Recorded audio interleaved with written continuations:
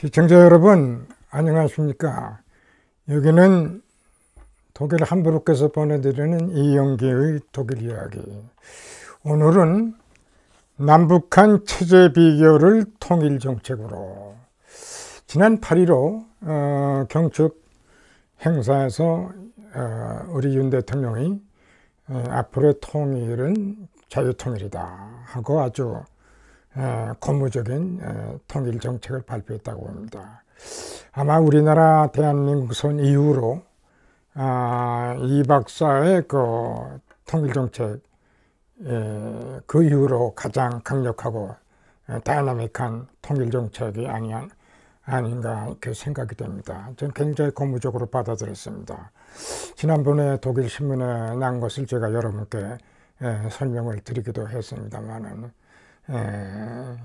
그래서 제가 가만히 생각해 보니까 앞으로 우리는 어떤 통일 정책을 구체적으로 해야 되냐, 그렇게 생각할 때 저는 그동안 연구한 결과에 따르면은 과거의 독일의 경우는 체제 비교 교육을 했어요. 체제 비교 교육.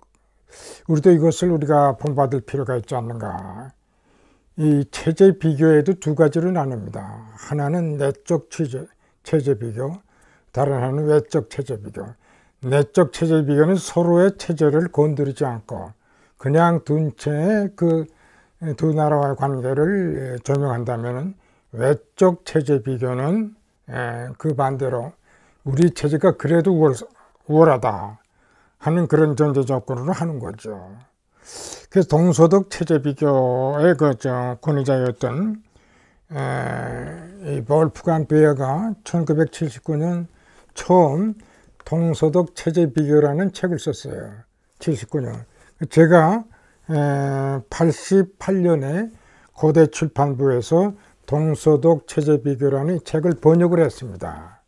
그러니까 체제 비교의 권위자고 거의 이것을 개발한 사람은 당시에 칼스루에 대학 교수로였던 볼프강 베어가 하지 않았나, 저는 그렇게 생각을 합니다. 여하튼 간에 체제 비교에는 내적 체제와 외적 체제 비교했는데, 내적 체제 비교는 양국 간의 그냥 관계를 개선하는 의미에서 서로 체제를 그냥 둔 채, 그러나 이제 외적 체제 비교는 우리 체제가 낫다, 너희 체제가 그렇게 좋지 않다, 결국은 우리 체제가 승리하는 그런 관계에서의 교육입니다.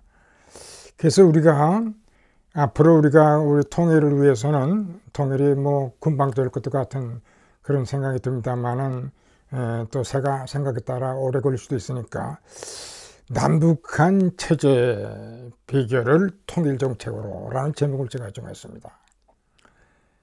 사실 저도 그동안 32년 한국과 독일을 왔다 갔다 하면서 우리나라 젊은이들과 많이 상대를 했습니다만, 여전히 지금도 우리나라 젊은이들이 통일에 대한 관심이 없어요. 이구동성으로 그런 얘기를 해요. 자, 이것을 어떻게 통일에 대한 관심을 갖도록 할 수 있을까? 그런 생각을 하다 보니까 아무래도 제가 생각하기에는 이런 교육을 통해서 남북한의 체제 비교, 정치, 경제, 사회 모든 면에서 체제 비교를 하면서 우리의 우월성을 나타내는, 그리고 이것을 통해서 우리의 정치 체제가 뭐냐, 경제 체제가 뭐냐, 사회 체제가 뭐냐, 또 북한의 정치, 경제, 사회 체제가 뭐냐, 이렇게 비교하다 보면서 누가 더 그 체제의 우월감을 가질 수 있느냐, 이렇게 교육 차원에서 이것을 우리가 노력을 하다 보면은 우리 젊은이들에게도 하나의 관심의 대상이 되지 않나, 우리의 통일이 관심의 대상이 되지 않는가. 특히 저는 제의하고 싶은 것은 고등학교 1학년 때부터 남북한 체제 비교를 교육으로 하면서 대학 입시에 이 남북한 체제 비교라는 이 과목을 설립해서 학생들로 하여금 우리 통일을 갖다가 연구를 하고 관심을 갖도록 하죠. 그들에게 그런 것을 갖도록 우리가 의무화하는 그런 제도를 하면은 아무래도 젊은이들이 많은 관심을 갖지 않겠나, 저는 그렇게 생각합니다. 그래서 이번에 윤 대통령께서 참 자유를 가장 강력히 강조하면서 자유통일을 이렇게 지금 주창하는 바였는데, 우리가 이제 말로만 할 수는 없으니까 그 중에도 우리가 뭐 여러 가지 대외적으로 우리 통일을 선전하는 것도 있겠습니다만은, 체계적으로 전민들로부터 이 통일 교육 차원에서 그 중에서도 바로 남북 간의 체제 비교가 어떻게 돼 있느냐, 그동안 어떻게 발전했느냐, 지금 현재 입장에서 남북 간의 관계가 어떻게 됐냐, 여러 가지 의미에서 통일에 대한 관심을 가질 때 우리에게도 통일이 가까워질 수 있지 않냐, 저는 그렇게 됩니다. 이 체제 비교의 그 우월성을 하나의 그 예로 든다면은, 과거에 그 2차 대전 이후에 소백님의 리아스라는 방송국이 있었어요. 근데 방송국이 1993년 해체됐는데, 독일이 통일된 이후에 동독 사람, 동백림 사람들의 많은 편지가 왔답니다. 한 200만 이상 통. 근데 이쪽에서 묻지도 않는데, 그쪽에서 소백림에서의 그 프로그램 중에서 가장 좋은 프로그램이 동서독 체계를 하면서 어느 체제가 낫냐, 그걸 제일 선호했답니다. 이것이 리아스가 해체되면서 그들이 과거의 그 경험담을 얘기하면서 그 얘기를 하더라고. 리아스 1993년 해체됐어요. 자기들도 뭐 그것이 가장 좋은지는 모르고 했지만, 동서독 간에 어느 체제가 더 낫냐, 이 프로그램이 동독 사람들 하여금 제일 좋은 프로그램이었다고 그러는 거예요. 저는 이와 같은 것을 보면서 북한의 경우도 좀 마찬가지라 봅니다.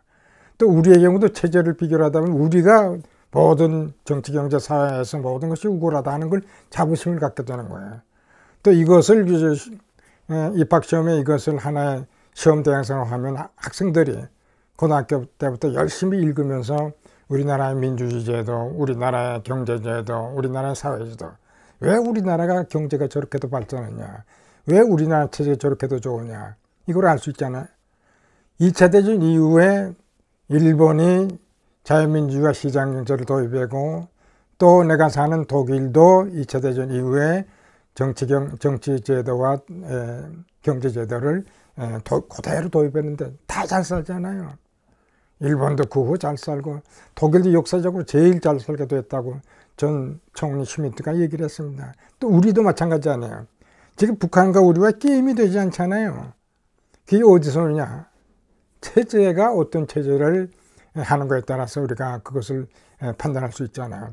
74년 만에 소련은 망했어요. 그들은 빵 문제도 자유 문제도 해결 못했습니다. 그들이 추구하는 계획경제, 우리가 추구하는 시장경제, 우리가 추구하는 자유민주주의 체제, 그들이 추구하는 일당 독재 체제, 게임이 안 되는 거예요. 이미 동서독에서 이미 판결이 났습니다. 근데 아직도 분단된 우리 상태에 있어서 우리가 무엇을 할 건가 할 때 막연히 우리가 자유만 외치는 것보다도 체계적으로 앞으로 우리 특히 230 세대들이 관심을 가질 수 있도록 이와 같은 남북한 체제 비교라는 통일 교육을 우리가 시킬 때 우리 전문에도 관심이 되지만 우리 통일도 앞장서길 수 있지 않겠나. 독일 통일에서 핵심 중에 핵심은 이 가운데도 뭐냐 하면은 인권교육입니다. 기본적 자유와 인권교육이에요. 우리가 여기서 철저한 인권교육을 실시해야 된다고 봅니다.